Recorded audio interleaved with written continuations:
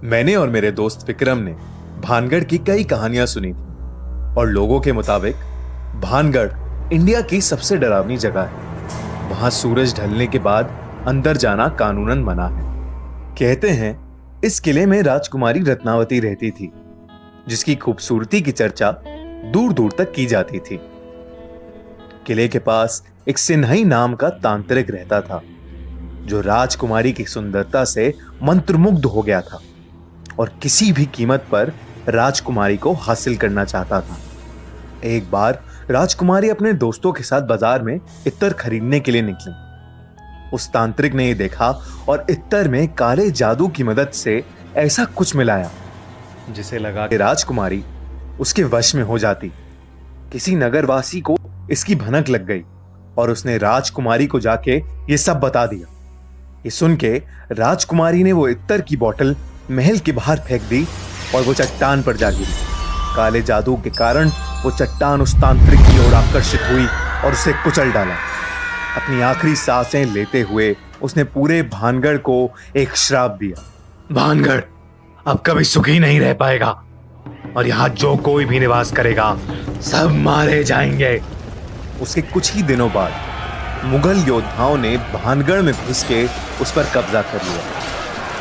उस लड़ाई में 10,000 लोग मारे गए, जिसमें कई औरतें और छोटे बच्चे भी थे। राजकुमारी रत्नावती को उन्हीं के कमरे में घुस के मार दिया गया था। कहानियों की माने तो आज भी वहां उन लोगों की आत्माएं घूमती हैं और जो भी इंसान सूरज ढलने के बाद वहां गया है वो कभी वापस नहीं लौटा। हमने सोचा कि हम भानगढ़ जाके पता लगाएं कि क्या सच में वो इतनी भयानक जगह है या ये सब सिर्फ एक कहानी है।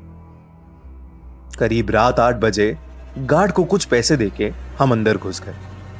अंदर घुसते ही कुछ ऐसा लग रहा था जैसे हवा रुक गई हो और एक अजीब सी घुटन हो रही थी। हमने किले के 1-2 चक्कर लगाए, लेकिन हमें कहीं कुछ भूतिया नहीं मिला।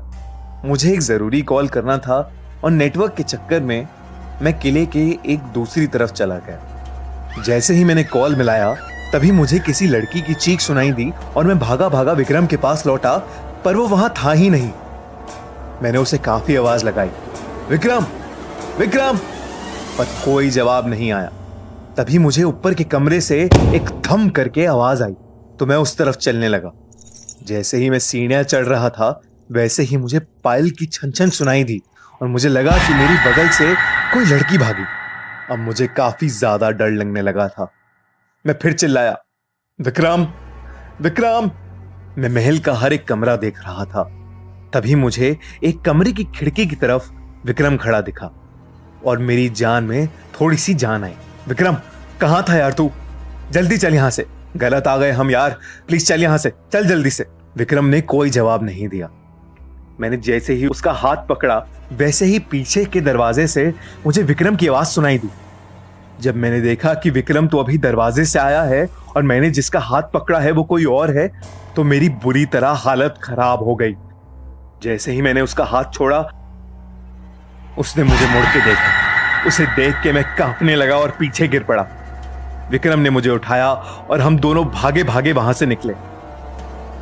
मैंने उसे बताया कि मेरे साथ क्या क्या हुआ और विक्रम ने बोला कि उसे भी महल में किसी लाल साड़ी वाली औरत का भूत दिखा।